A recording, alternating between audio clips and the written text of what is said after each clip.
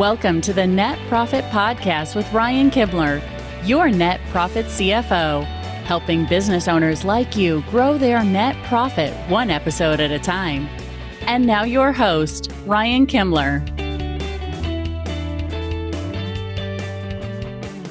Hello, and welcome to another episode of the Net Profit Podcast. I am your host, Ryan Kibler, the Net Profit CFO.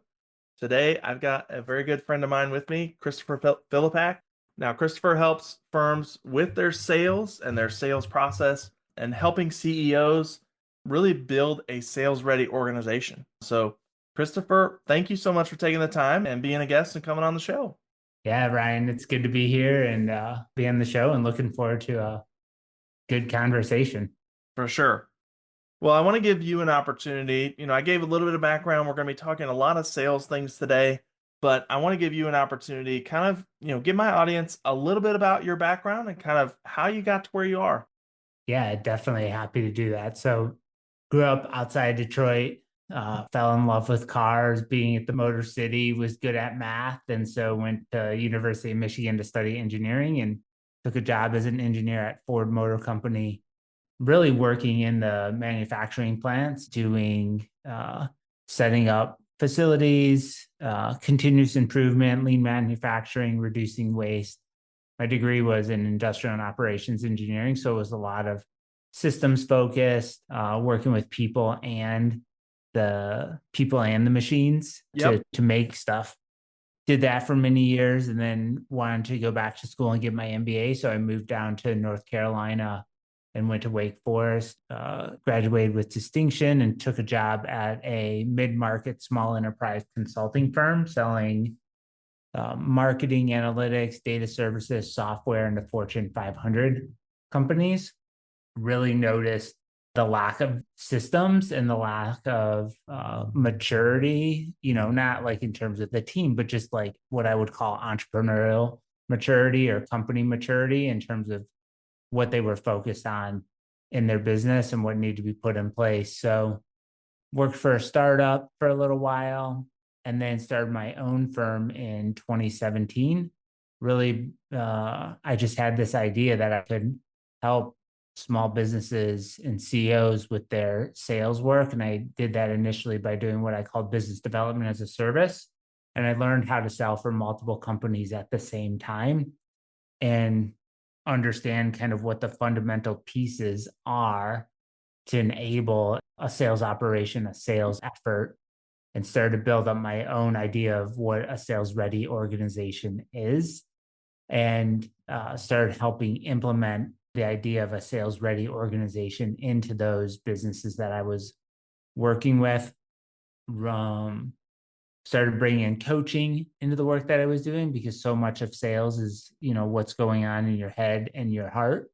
And then around COVID, a little bit after COVID, I did some bench work, some subcontracting work for a larger firm because they needed an expert to come in and do all of the sales operation assessments for their clients and write scaling roadmaps for those businesses.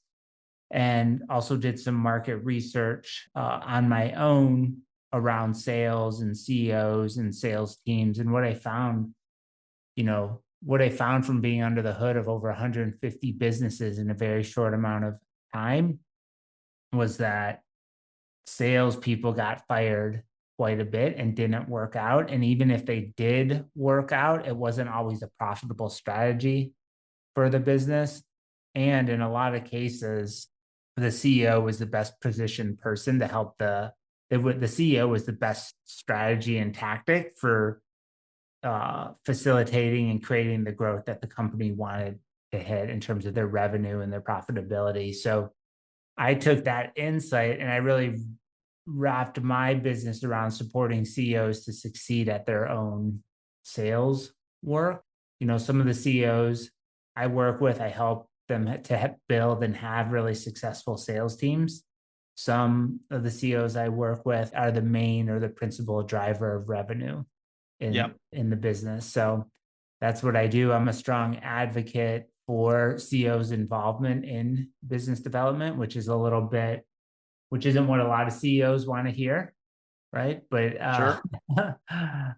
but that's my stance. And you can look at the numbers and see that it works out, right? Yep. It's a better strategy. And I do think there's a point where, the company gets mature enough, gets big enough, has enough competence around sales teams and systems that you're going to stand up something that the CEO can step away with. But that CEO is always going to do speaking or business development or relationships with key clients. They're going to be visible. They're going to be helping create visibility in the organization. So I've never seen a CEO that's not involved somehow in driving revenue for the business.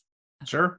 Absolutely. Yeah. I think a couple things, right? As you were talking that I think of, for CEOs, usually they're the one with the most passion about what they're selling. And so I think that makes the selling journey, easier as well versus bringing in like an outside salesperson.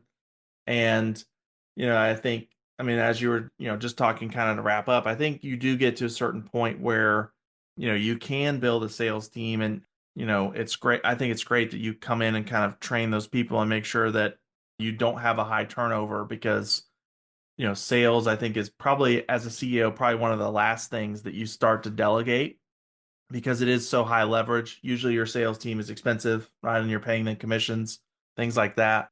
And I think you have the risk of, what happens if this salesperson doesn't work out? And so I love the work that you're doing. And I love that you have a process to it as well with assessments so that you can help CEOs put in a sales team that really works for them and for their business. Yeah, 100%. You know, the it's so costly to hire a salesperson that doesn't work out. And one of the hidden costs of that, there's a couple, there's three main ones, and one of them people don't actually think about, and it's actually the most expensive. The first one is just the cost of the person, finding them, onboarding them, coaching them, paying their salary, right? That's one cost. Another cost you have is just the lost revenue if they don't perform, right? So Yep. you have an opportunity cost there.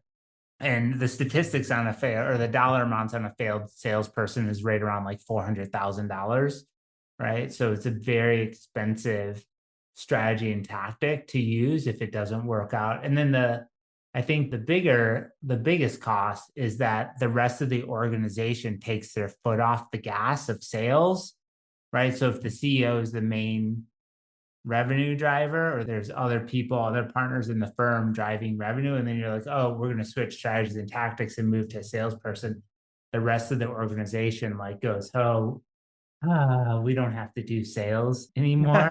Yeah. Right. And then it's like the salesperson doesn't work out. You've kind of taken a back seat to sales, and everyone has a really bad day 6 to 12 months down the road. So yeah, I think you really got to think through what's required to drive revenue in a business. And the other thing, whether you want to be involved in sales or not, I think it's critical for CEOs to master sales themselves so that when they are building out a sales organization or working with others to do sales in the business, that they have a fundamental understanding of mastering sales.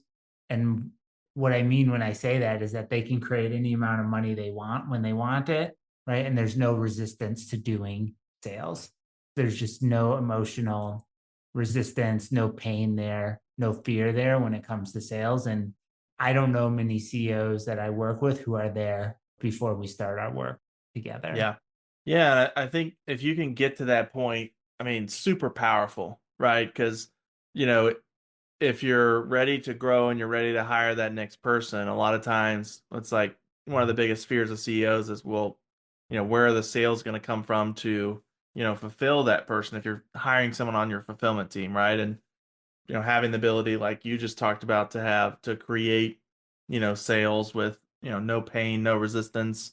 That's a powerful place to be in. Yeah. And it's cool as a human. And that's one of the reasons why it's one of the most powerful vehicles you can have to become more whole as a person is being an entrepreneur and starting a business. Yeah. And one of the things that allows you to heal and look at your own shit as a human is sales, right? Yeah. Because it deals with humans, strangers, money, and words, right? And people have there's a lot of pain and trauma around strangers' money and words. So those are our skill sets we have to learn. For sure. Yeah, no, I think that makes a ton of sense. And for personal growth and development, I mean, that's huge. And that's just an added benefit to growing your company. Yeah, absolutely. Yeah, Very yeah, cool. yeah. And The, a thing that needs to change for you to be able to grow your company, right? yeah, I think, yeah, at each level, right, you've got to have a different set of skills and you've got to be willing to change and grow. And yeah, the other thing, that I was thinking about too, is you were kind of listing the three items that are hidden cost in having a sales hire failure. The other thing that I think about to kind of add to your list is possible reputation loss too, right? Depending on how that salesperson dealt with the potential clients, maybe that closed and maybe ones that didn't close, and maybe some of your clients that you've brought on, maybe they haven't had a great experience if that salesperson wasn't properly trained, and then maybe some of the prospects that didn't close, maybe they didn't have a great experience dealing with your company either. So I think, your sales team is something that you've really, really got to be careful with because reputation costs could be huge too. Yeah, 100%. Sales and marketing, Ryan, is the start of the client experience. And what better way to start the client experience than the CEO reaching out to you, Yeah. right? Like it's pretty badass way to do it. And it's one of the reasons I recommend that you invest a lot and have a really beautiful sales process because it's the first touch point Yeah. for many of the humans who are going to end up working with your business. It sets the stage. Yeah, It's the reputation. for sure. Yeah. I'm getting ready, to have a bit of a shift in my business so I can actually get into more of the marketing and sales. And the shift is going to be on the fulfillment side and, hiring an additional CFO to free me up on some work there. But my plan is to definitely, for the first, 5, 6 months, let the CFO run the meeting, let them do the numbers and then kind of have like a little short monthly check-in with the client and just make sure, what are we doing well? What can we do better? Just so that they, still get the opportunity to meet me because, as you mentioned, I'm still going to be the one doing business development and I'm going to be out there speaking. And so it's probably likely maybe I've met the client face to face, but they've probably at least seen me out there speaking. And so I think I agree with you. It's really powerful, when you're the CEO to be involved in the process and let your customers meet you and, have the opportunity to meet with you and things like that.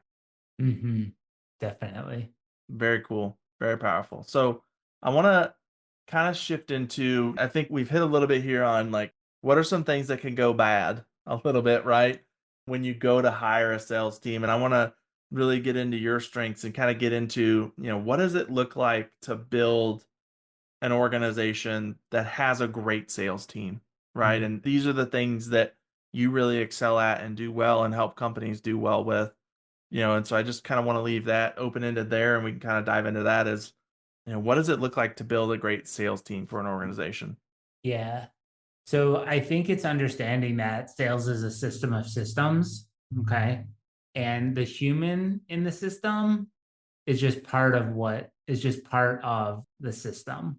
Right. Yeah. And so I think if you don't have competence as a business or understand if you don't have clarity on what to do in a structured way to build out a sales organization, it's not going to go well if you have good salespeople or you have bad salespeople. And that's one of the things that I really discovered through in the early stages of my business was like, hey, if I'm going to sell for someone else, there's some fundamental things that need to be put in place. Hmm. And whoever's going to sell for that business needs to be enabled, and the business has to have some things figured out. Otherwise, it's going to create a lot of friction and a lot of waste in terms of what the organization is doing. So that's where I brought in this idea of a sales ready organization. And there's 5 main pillars within the sales ready organization framework. It's mindset, leadership, marketing, sales, and project management. Most organizations know they need sales and marketing, but there's typically some leadership piece is missing. And then very rarely do I step into an organization that's really dialed in around mindset as a core competency to sales, and project management as a core competency to sales. So when you're setting up your sales people, whoever's actually going to do the activities, that's going to fall in kind of that sales category. It's like under sales team. Like, who Yep. is going to be your sales team? Okay. Is it going to be the CEO? Are you going to hire someone? Is it going to be senior partners? Right. And sales is actually pretty simple. It's about profitably, since we're on the Net Profit podcast together, we want to do things Yep. profitably. Yep. It's about being able to profitably create conversations and profitably have conversations. That's kind of the two fundamental pieces. And then having those conversations will lead to people buying from you. And then who's ever actually doing that, creating and having the conversation, again, I think that matters less than having some of those core sales ready pieces in place. Sure. Where I see the biggest gap are in a few areas, but in kind of the marketing bucket, you'll have confusion around who your people are, like who actually is your market. Like, you don't know who your people are. You don't know what their problem is. Okay. You don't actually know Yep. what the problem is. You don't know how to actually solve it, right? So you don't know what the solution is, and you don't know why, like what the value is to that person, right? So like that kind of what I would call your offer is fundamental to being a sales ready organization. You don't have to have it, no one has it 100%, right? But you can't have it be 0% or 10%. You really need to figure out that as a core piece. Related to that, you need to know how to talk to your market. Okay. Yep. You need to have a messaging component that needs to be in place. So you need solid messaging. You also need to know how to have a sales conversation. Sure. Right? You got to know how to actually have a legitimate sales conversation. Like, what does that look like? What are the questions you ask, right? How do you make an offer? What's your sales process to take a new person from new person to money flowing into your business and providing service? So that's another gap that I see. So kind of the offer, the messaging, no sales process, no real strong competence around a conversation. And then I'd say the last piece is mindset, right? Yep. Like, there's just this uncomfortableness and lack of self-love and trust when it comes to other people and money, and just a lack of awareness around how to think about that. Those are some of the components. And of course, there's others. There's technology. Oh, one more that I'll share is you just want to have a defined set of activities to reach out and create conversation. So that could be, what we're doing here, podcasting. It could be cold outreach on the phone. It could be social. It could be advertising. It could be speaking. There's myriad different marketing things to do, activities, but you want to have a way to do those, to define what those are and be able to do them consistently. So those are kind of the main gaps that I've seen, having worked with so many organizations. Typically one of those is missing or broken or incomplete. And that's kind of the idea of a sales ready organization and sales ready organization assessment, where I can come in and I can assess an organization and say, oh, here's kind of the things that you need to have in place to be able to enable you to profitably create and have sales conversation. Here's what you do have in place, and this is what we're going to work on together. One of the coolest things that I get to do for my clients is I get to look at their business and tell them that they can stop doing a lot of the things that they're doing. Yeah. Because they're not causing Sure. the effect that they want. Right? Sure. Which is cool. And that kind of goes back to my engineering days, where we would do what was called value stream mapping, where we would look at a process and we would say, here's the things that are actually contributing value to the outcome or helping create the outcome that you want. Here's the things that aren't. And then you just take out all the things that you just say, hey, stop doing that stuff. It's not actually leading to what you want. So love it. Well, Listen, there's a lot there to think about that you just talked about hitting, the main buckets of mindset, your sales process, people, marketing. I encourage my audience, go back and rewind the last 5 minutes and listen to it again because I mean there's a lot packed in there. One of the five pillars that you hadn't hit on yet is the project management side of things. And I'm curious to know, like, that's one of your main pillars. What do you see that a lot of organizations are missing kind of in that pillar? And what are some, best practices or things that they should have in that kind of project management pillar? Yeah, so they don't treat growing revenue as a project, like in Yeah. terms like they're not like, okay, this is project sales operation for my business, right? Which Yep. means there's going to be things we need to build, things we want to work on, things we want to continuously improve, and we're going to assign a dedicated project manager to improve our sales operations, right? Yeah. Yeah, I don't see that in a lot of organizations, but it's like it's revenue is the thing that supports all the rest of the business to keep moving. And then Yep. it doesn't get like a dedicated project manager, like say your client delivery would, Yeah. or other aspects. It's like, oh, well, we'll just hire salespeople and they'll figure it out. So so you want to think of it as an actual project, and you want to have, again, clarity and structure on what to do and how to do it. And you want to go like, hey, this is actually our roadmap, right? Yep. And these are the projects we're going to work on in May 2025. And then this is our backlog of projects, and we'll get to those. And so every month you show up and you're like, okay, here's what we're going to work on to better our competency and our skill set around sales. The two areas where I think people can really improve around that, and they're related, Ryan, but the first is just having an organized way to do that, just meaning all the things that you need to do to make sales in your business is really well organized and up to date, Yep. so that you have clear pricing, that you have clear conversation scripts, that your standard operating procedures around how you finalize agreements, that you have clear agreements, that you have clear reporting for sales, right? That you have clear processes, define that all that's current, that you have a clear ICP, or you know who your people are, Yep. that you have clear coaching in place. You have also a way to continually measure how you're doing as a sales ready organization, right? So, one of the things that I do is, like, we always do a sales ready organization assessment with our clients at the start of our projects and at the end. And then for ongoing clients, we'll remeasure every 6 months, right? So we Yep. understand just how the project is performing.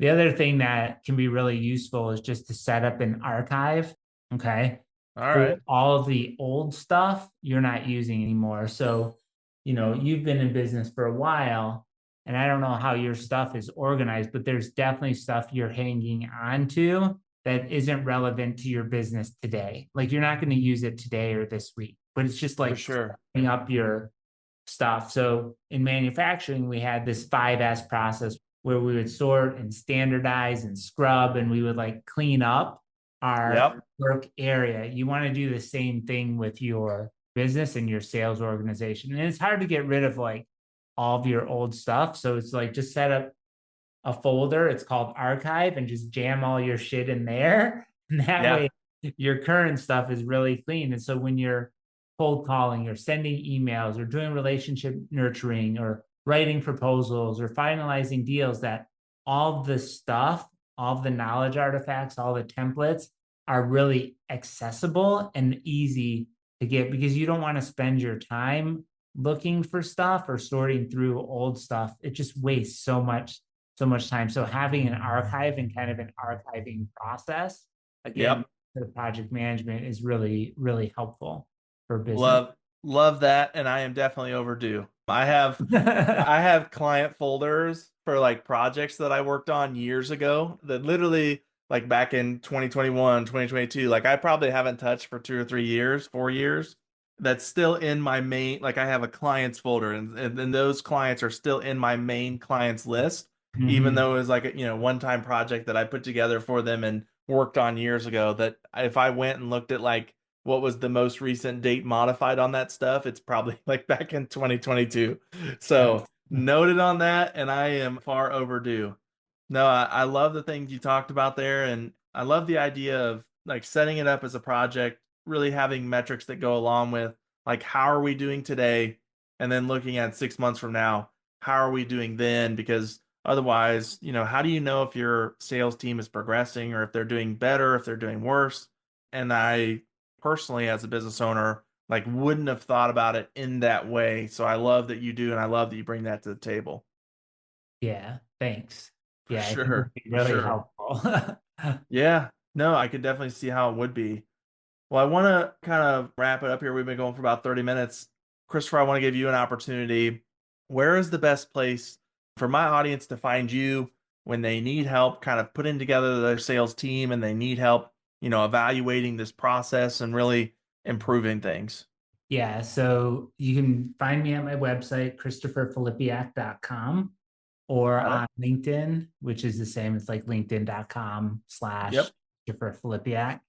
Those are the two easiest way to find me. And if you're curious about your sales operations and you want someone to take a look at that, I offer kind of as a first step to working together a sales ready organization assessment that we can sit down and get done in a couple of weeks and put a game plan together for you to go from where you are to where you want to be. Very cool. Love that. Offer that to your audience as something we can do as a first step together. Love that. Yeah, absolutely. Yeah, we'll make sure that we get everything down in the show notes there, website and LinkedIn. And LinkedIn does a really good job of, being at the top of Google when you Google somebody and type in LinkedIn. So, Christopher, I just want to thank you again for the time today. Thank you for taking this out of your schedule. And I think you've brought some great value here today for me and for my audience. I learned a lot, took a lot of notes. So again, I just want to thank you for being a guest on the show. Yeah, thanks so much for having me, Ryan. And I really enjoyed the conversation. Great. Absolutely. Well, until next time, everybody, go accelerate your profits. See ya. Thank you for listening to the Net Profit Podcast with Ryan Kimler. Make sure to subscribe or follow the show on your favorite podcast app. Don't forget to check the show notes for our guest contact information and to connect with Ryan on his website, netprofitcfo.com.